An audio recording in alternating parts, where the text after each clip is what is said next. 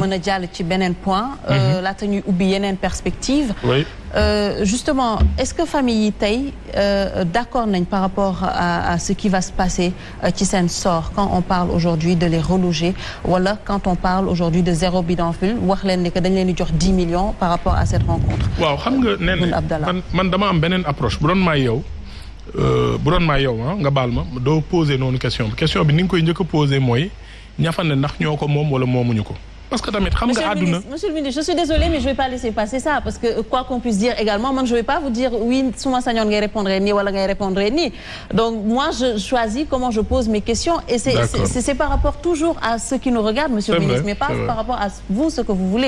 Je suis désolée. C'est vrai bon d'accord xam nga bu ñu nekkee ci plateau je pense que mën nañ defante ay suggestions parce que loolu yëpp ci en phase de discussion mais c'est pas grave bu doon man la ni may poser question première question bi may njëkk a poser mooy ki fi ne moom wala moomul. ki moom am na sañ-sañ loolu dégg nga ki moomul nag dañ ko abal. mais vous avez répondu à cette question. waaw mais moom laa la wax. si ça entame waaw mais loolu moo war a andi question bi ci topp bu fekkee moomoo amoo sañ-sañu ne d'accord naa wala d'accorduma loolu mooy problème te loolu la justice wax loolu la première instance wax loolu la deuxième instance wax loolu la cour suprême wax soxna si Sénégal dafa am loi bu fekkee moomuloo dañ lay may wala dañ lay abal. da nga koy def ci yar ak teggin ñu defal la ko mais lii problème bi mooy mënoo ñëw imposer ne man dama fi nekk. waaw d'accord avec vous par rapport à la justice mais suñuy wax waxu terme sud dañuy wax justice mais également dañuy wax waxu moral. mais justice nga foog ne justice amul moral nga foog ne juge bi àtte moom dans les règles de droit nit ñi bu ñu demee assemblée di ko voter bàyyiwuñu xel lu nite ak lu nitewul. règle génne leen noonu ci mbedd bi. waaw mais buñ ko mais soxna si. buñ ko moomul monsieur le ministre. mais buñ ko moomul bu fekkee mais benn question rek laay poser encore une fois. mais on est d'accord benn question rek laay poser encore une fois. su fekkee les 150 000 agents de l'État du Sénégal ku ci ne booy dem retraite nga jël dara lu état moom dugal sa poche yóbbaale état du Sénégal lan moo koy dese. bu fekkoon yéen ñii di liggéeyee tey Sen TV boo leen di ñibbi ku ne jël benn micro kii jël benn table nangam ngeen ne damay retraité xaaral ma yóbbu dara Sen TV lu fiy des. li nga xamante ne moo am solo xam nga mooy lan. on a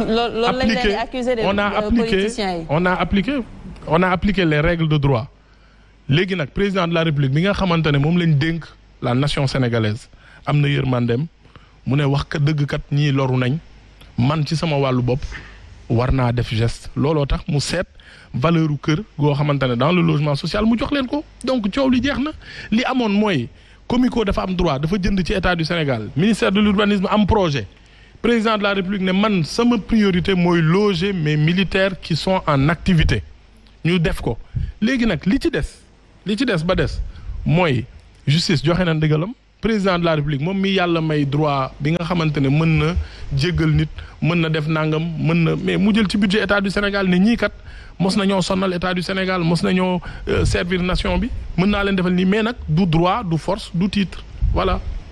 mais ni ngeen leen di dimbalee loolu tamit c'est important ñu taxaw ci tuuti da ngeen leen di jox 10 millions yi en même temps ñu bokk ci 100 000 logements yi comment ça se passe exactement. bon wax dëgg yàlla loolu gis naa médias yi bind ko mais man loolu xaw ma ci dara je suis pas le ministre des forces armées li am mooy li président de la République wax deux choses la ku ci ne nañ natt njëgu kër dans le logement social bu fekkee dañuy jël seen chèque uti seen kër ñu uti ko bu fekkee. dañuy dem Comico utal leen kër ñu utal leen bu fekkee dañ bëgg a inscrire ci programme bi ñu inscrire. ils ont le choix je pense que ils ont le choix ci li ma déggoon loolu la mais vraiment c'est pas un secteur que je gère donc am na détails yoo xam ne mënu ma ko wax bu ma ko defee damay dugg ci lu ma xam. d'accord avant may tourner ci chroniqueurs yi parlons des 100 000 logements alors fan ngeen ci toll suñuy xool taux de matérialisation bi. waaw ñi ngi avancé xam nga logement nee na yombul parce que d'abord 100 000 logements. boo ko doon natt voilà boo ko doon natt. li ñu soxla ci assiette foncière boo ko doon natt 100 000 logements fois 150 mètres carrés boo ko doon def rek tu as besoin de plus de 15 millions de mètres carrés 15 millions de mètres carrés c'est des milliers d'hectares donc dafa am ay sites dans les pôles urbains et hors des pôles urbains léegi nag dafa am phase pilote. ñun li ñuy def dañ koy séquencer organiser ko. c'est pas parce que 2019 lañ ko wax 2020 ba léegi commencé gul que nit ñi foog ne dafa am phase d'inscription ñu évaluer sénégalais yi ñaata lañ phase d'étude. léegi nag commencé nañ phase pilote bi par exemple fi mu nekk nii ñi ngi préparer fi nga xam ne moo war a gën a accueillir de logement xam nga fan la. mooy Daga Xolpa xam naa ne bëri nga ci question wax nga ma ko sànq. donc dinañ ci dellu si mais Daga Xolpa c'est plus de 2000 hectares yoo xamante ne dañu war a njëkk a commencer def une évaluation des impenses parce que état tamit du toog ci àq ak yelleefu nit ñi bu ñu demee dafa fekkoon da nga fa amoon tool bu fekkee da nga fa amoon loo xamante ne yaa ko moom état da koy évaluer xool ban nature titre nga am préfet bi dajale ngeen def comité de conciliation ñu ne dangam lañ lay ndàmpee ñu dàmpee la ko donc tey jii évaluation des impenses yi presque pare nañ sur 500 hectares balaa fin d'année dinañ ko fay bu ko defee ñu commencé cependant am na ay communes yoo xam ne délibéré nañ tey suuf pour le 100 000 logements tey boo demee Notto Diobass espace une famille un toit benn promoteur war na fa commencer 150 hectares visité woon nañ maison témoin yi boo demee fu mel ni Sandiara commune de Sandiara nga xam ne tey 30 entreprises ñoo fa ñëw installé wu dans la zone industrielle am na 20 hectares yu war a démarrer incessamment balaa fin d'année bi boo demee Bambilor boo demee Tivaouane Peulh am na ay promoteurs yoo xam ne tey dañ jël seen suuf jox ko programme 100 000 logements pour commencer ainsi de suite am na yeneen dëkk fu mel ni Kébémer SNHLM tey si ngoon rek def na ak ñoom séance de travail ba ñu passer en revue li nga xamante ne moo manqué pour ñu mën a commencer ñoom seen programme à Kébémer à Kaolack à Gossas à Sédhiou ak yeneen ak yeneen. Alors, Monsieur le ministre, kan moo éligible par rapport à ces 100 000 logements? Est-ce qu'aujourd'hui, jaaykatu gerte bi, apprenti bi, wala entre autres, kan moo éligible exactement par rapport à ces 100 000 logements? waaw loolu question bu am solo la Néné parce que programme bi ñu koy tëgg dañu liggéey ci structuration sociale au Sénégal ANSD dafa wax ne Sénégal 96% des actifs ñi nga xam ne ñu ngi yëngu ci koom-koom bi moo xam dañuy liggéey moo xam dañuy jàngale moo xam journaliste lañ moo xam commerçant lañ 96% yi maanaam téeméer boo jël juróom-ñeent fukk ak juróom-benn yi ils sont dans l'informel maanaam seen mbiru bopp lañ yor wala dañu xëy di liggéey amuñu bulletin de salaire. beneen chiffre bi ñu ne 80% ñi nga xam ne yëpp dans le formel lañ nekk dañu am contrat fi ñuy liggéey di fayeeku ñu leen di déclarer ñoom seen salaire weesuwul 319 000. donc ñun bi ñu tëggee programme bi ñun dañ ko war a orienter ci ñi nga xam ne seen ay revenu dafa baax ak ñi nga xam ne ci informel lañ nekk. donc ñu ne képp koo xamante ne yow yaa ngi liggéey te sa salaire weesuwul 450 000 weer bu dee. loolu bëriwul de dégg nga li ma la wax weesuwul 450 000 weer bu dee. weesuwu ko donc en dessous de 450 000 donc 450 000 est moins inférieur ou égal à 450 000 ni ko mathématiciens yi di waxee. ñu ne kooku tamit inférieur c'est important de le dire ni inférieur à 450 000 donc ñi am 100 000 ñi am 100 000 150 000 200 000 250 000 ba noonu. ñun sax bu ñu koy étudier dañ koy def ay tranches.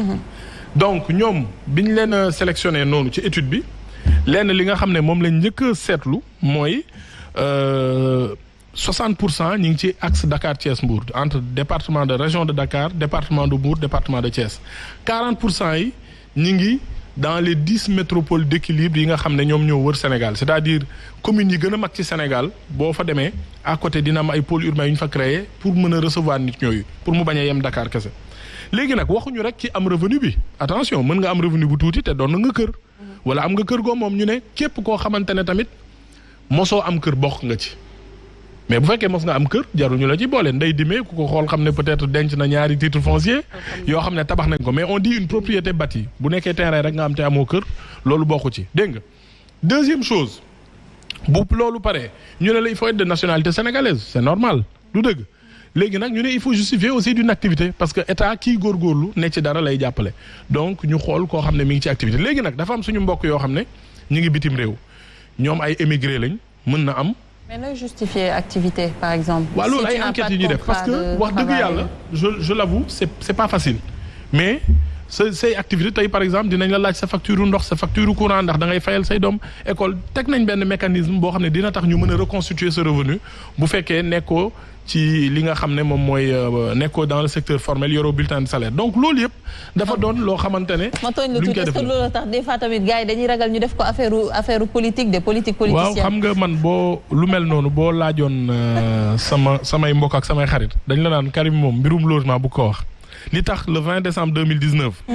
ñu jël plateforme mu teg ko dugal ci inscription yi mu transparent am traçabilité lépp lu ñu def c'est parce que dañ xam ne bés dina ñëw ma toog ak nee na ay mu ne ma waaw yow logement yi est-ce que transparent na est-ce que xam nga nee na ñun ay gone lañ man bu ñu yàlla bàyyee ñu fekke ko jàmm déwén lay am 40 ans amaguma 40 ans ñun dañu war a révolutionner politique au Sénégal da ngaa yor kër yi di ko jox sa mbokk di ko jox sa xarit di ko jox sa waa syndicat loolu dafa war a évoluer logement yi man yàlla dimbali na ma tey maa ngi am peut-être ab salaire boo xam ne mën naa ci suturlu maa ngi am kër goo xamante ne maa ngi fexe di fay weer bu dee pour mën ko moom peut-être ci benn banque mais li nga xamante ne moo war mais ma góorgóorlu ba Sénégalais yi ku ci ne gis sa bopp ci projet bi te président loolu la digle logement yi système informatique la boo xam ne bu ñu nee Bambilor système informatique day génnee ñi bindu Bambilor bu ñu nee Sagata day génnee ñi bindu Sagata bu ñu nee Tivaouane day génnee ñi bindu Tivaouane ñu def ko de façon transparente bu ëllëgee ku laaj ñu génneel la traçabilité ñi bindu yëpp man aw ma pouvoiru tey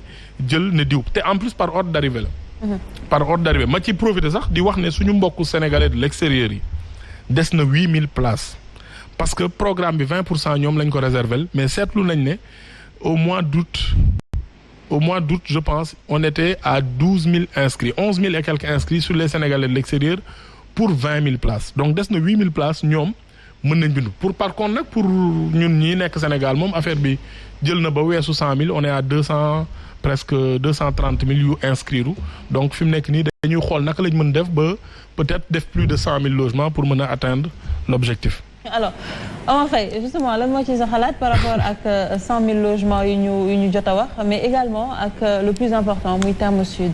oui bon Terme Sud bi waxoon nañ ci bii passé je pense que socialement et humainement c'est un devoir pour le président de la République jéem a xool ni mu leen ci taxawoo parce que Terme Sud bi ñëpp xam nañ ne état moo ko moom état nag moo jël jox armée bi noonu la demee mais titre bi moom état moo ko moomoon état jël ko jox ko armée bi mais ña fa nekkoon aussi ak nu mu mën ci demee rek état da leen war a taxaw boobu nag état jël na si ay décision mais sur les 800 millions de francs man dama xamul nan lañ koy indee c'est-à-dire que nan la état bi di génnee 800 millions pour mettre ko à la disposition de ces familles parce que loolu ba léegi monsieur le ministre waxagu ko te war nañ bëgg nañu xam 800 millions yooyu nan la koy état di génnee.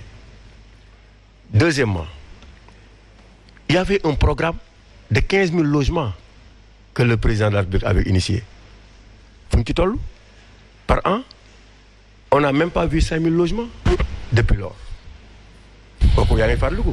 chaque année dañuy def 15 000 logements 15 000 logements yooyu jusqu'à présent gisuñu benn logement.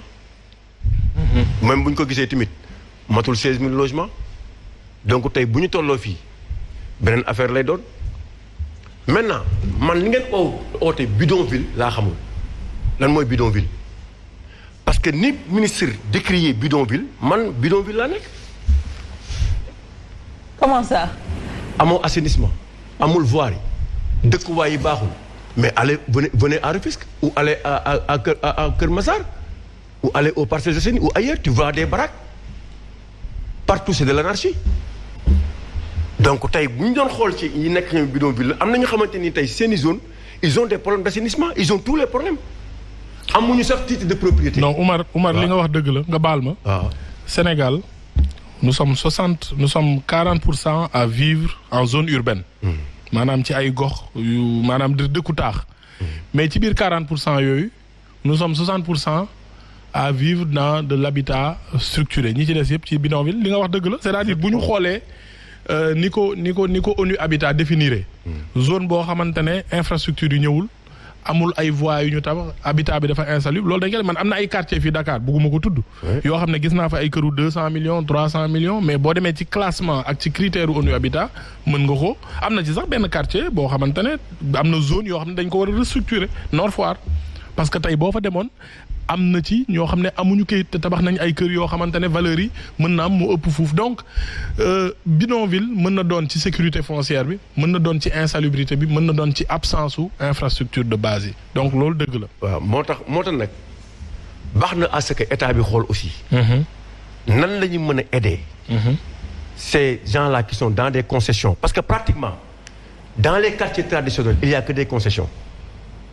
mais am na kër yoo xamante ni ne ça date depuis 1800 amuñu këyit. te war nañu am këyit. parce que tey monsieur le ministre xam na ne. les promoteurs immobiliers yi ñuy jox duñ leen jox téye nii.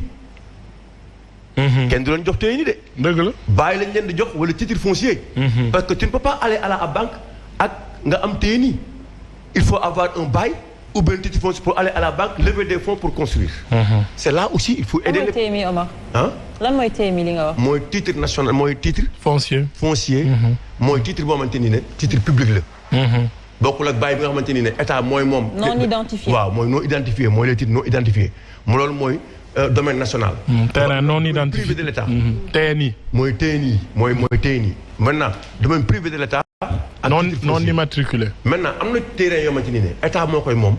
ñu daggate ko jox ko ay nit. bu boobaa nag dootuñu wax titre foncier boobaa bàyyi la ñuy wax. moo tax ñu bëri am bàyyi mën a dem banque lever ay fonds pour mën a tabax kër. te loolu aussi il faut aider les quartiers traditionnels. dëgg la partout. dëgg la mais xam nga Oumar nga baal ma de. bu ma ne ma maa ngi jëlaat parole. mais xam nga ne président amoon na initiative bu mag ne képp koo xam ne da nga am permis d'occuper nga dem ñu transformer la ko en titre foncier gratuitement donc loolu mooy andi sécurité foncière gis nga dans le monde dafa am économiste bu mag bu tudd Hernando de Soto nee na monde libéral bi ñuy ñëwee ñun États-Unis France Amérique xam nga lan moo tax seen koom-koom dox c'est parce que dañ fexe ku ci ne kër ba nga moom nga am ci titre boo amee titre am loo moom boo demee banque mën a leb fay sa jàngu doom boo amee banque bëgg a ubbi salon de coiffure ñu lebal la loolu la ñuy wax activer une valeur économique da nga am kër dëkk fa xoolal ñun rek suñu maam yeeg yooyu da ngay am kër am suuf su rëy dëkk fa mais amoo benn kayit donc yow dëkkuwaay rek la lay jëriñ alors que pays développés yi suuf si da nga ciy dëkk di ci leb di ci am activité économique di ci fay sa njàngu doom di ci fay leneen ak leneen donc ñun bokk na ci li nga xam ne moo tax développé wuñu mooy dañu war a fexe ba nit ñi ku ci ne sa dëkkuwaay nga am ci kayit parce que dëkkuwaay saa yoo ci amee kayit rek valeur bi mën nga dem banque ñu jox la ko. donc loolu la Oumar Faye di wax. loolu la monsieur le ministre nag. dimbaliwu ci population yi. kon ñu gën ci góorgóorlu moom vraiment. en tout cas président de la république jël na ci décision bu mag. il faut que mooy ñu permettre nit ñi ñu am titre foncier gratuitement. am na ay quartiers yu mel ni Médina ak yeneen fii ci Dakar nit ñi ba léegi ay permis traditionnel la ñu am permis d'occuper te président nee na ñu defal leen ko titre foncier sans ñu fay. ñu defal leen ko gratuitement bu ko defee nit ki li nga xam ne yaa ngi fa dëkk. mooy loolu lañ jéem a def rek ci zéro bidonville. fekk nit ku dëkk ci baraak dëkk fi 30 ans ñëpp xam la fi état du Sénégal xëy ñoo defal la kayit defal la sa appartement nga yor kayit boo xam ne tey boo demee banque mën nga ci am 10-15 millions defar sa gargotu jabar defar sa salon de nangam ak nangam loolu nañuy yee économie. voilà maintenant sur l'échange bi. waaw. d'accord xam nga ndeysaan le ministre a une parole théorique mais extrêmement séduisante boo koy déglu sax da ngay naan mais Sénégal ñi ngi ci naataange parce que boo ko déggee ñi waxu bidonville je crois que booy dem bidonville jarul ngay ñëw ba terme sud wala terme nord. ville ñaay cokkeer bidonville la. li may wax xam naa ne xam nga ko. Rebeuss boo fa demee ñi ngi ci bidonville. balaa nga yegg sax Colobane ak Médina donc dafay poser problème s'il y a autant de bidonville c'est parce que aussi il y a autant de pauvres te ñi nga xamante ne dañuy naan dañuy prétendre à l'émergence et c'est ça le paradoxe du Sénégal. Comment peut-on avoir des TER bi ñuy coûter à peu près approximativement 1000 milliards te au même moment on parle de bidonville wala éradication des bidonvilles donc je crois que bu nekkoon priorité état du Sénégal mooy tey jii fexe ba dëkkuwaayu ak nekkinu askan bi changé du ñu jël autant de milliards di ko def ci ay investissement de prestige alors que nit ñi nga xamante ni ñoom nañu war a sàmm seen dignité nit ñi ngi nekk ci ay bidonville beneen bi terme sud xam nga sànq wax nga ba ni am na ñoo xamante ni dañoo démissionné am na ñoo xamante ni dañu jóge armée ñi ngi nekk foofu mais am na ñoo xamante ni c'est des mutilés de guerre monsieur le ministre ñoo xamante ni seen tànk wala seen loxo Sénégal moo tax ñu ñàkk ko donc tey bu ñu waxu loi wala quoi que ce soit parce que tey Sénégal bu nekkoon dëkk loi rapport Cour des comptes du ni am na Sénégal benn ministre boo xamante ni dafa fàtte rendre ñett voiture de service et depuis lors le président dafa ni woon dinañ fexe ba ubbi beneen commission il n'a jamais été traduit en justice donc justice boobu xanaa pour baadoola yi ba bu ñu nekkee ci foo xamante ne dañu jàpp ni occupation bi dafa irrégulière. pour ne pas que ñu sori ci li nga wax tuuti tey jii est-ce que un mutiné de guerre tax na mu toog par exemple ci logement de fonction boo xamante ne par exemple moomu ko. non on n'a pas dit ça c'est-à-dire gis nga dama ni xam nga dafa doon cité ñu nga xamante ni ñoo occupé woon foofu ma koy fàttali ni am na ñeneen ñoo xamante ni c'est des mutilés de guerre bu ñu jëlee ñi nga xamante ni dañuy démissionné bu nekkee am na fa. ñi nga xamante ne dañuy démissionné bu ñu jëlee ñi nga xamante ni dañu retraité mais nañu jëlaale aussi ñeneen ñi nga xamante ni cité wu ko ci liste bi nga xamante ni da koo def mooy ñi nga xamante ni c'est des mutilés de guerre. Qu'est-ce que tu veux dire mutilé de guerre yi dañ leen fa war a bàyyi ou. non j'ai pas dit ça moom dafay def benn liste ñu nekk foofu ñu ko occupé dafay sous-entendre que ñu fa nekkoon ñëpp 79 familles y avait des retraités des démissionnaires. non Pape Matar sous-entendre ma. boo ma laajee ma leeral la li ma wax. waaw non da nga xam nga li ne wax. boo ma laajee ma leeral la li ma wax. waaw d'accord non mais bul sous-entendre maa ngi fi kay jarul sous-entendre. non da nga may laaj ma leeral la. boo defee liste non exhaustive. dafay prêter à confusion. te yaakaar naan expert en communication nga wala en communicant xam nga bu baax lan la ñuy wax. maintenant li ma si gën a ëppal solo ci wax ji du sax loolu c'est-à-dire ne bu ñu nekkee ci dëkk boo xamante ni dañuy waxu loi bi dañ koy appliquer baadoolo yi kese. parce que li ma la wax nii c'est le rapport du Cour des comptes de la Cour des comptes rapport bi moo ni am na benn ministre boo xamante ni dafa fàtte entre guillemets maanaam dafa jël ñett voiture de fonction yóbbaale ko te dara fekk ko si te am na fi benn premier ministre bu fi nekkatul ministre période boobu mais maison de fonction la mujjee nekk pendant des années tey loolu doo ngay jiitewaat benn institution xam naa turam xam nga li may wax donc bu ñu nekkee ci dëkk boobu noonu ñu leen di bàyyi ñu nekk situation bu irrégulière kenn waxul loi kenn waxul règlement mais bu nekkee baadoo lay ñu ni non nañ leen fa jële man je suis d'accord pour que ñu mën appliquer la loi dans toute sa rigueur mais aussi bu ñu koy appliquer na doon loo xamante ni comme ni ko loi waxee au sens impersonnel bu bañ a doon loo xamante ni dafay nekk de façon particulier mu nekk loo xamante ni lu général lay doon mais bu ñu nekkee ci dëkk boo xamante ni. xaaral mu tontu juste ci question boobu par rapport à l'application de la loi que ñii dañ koy appliquer par rapport ak ñii.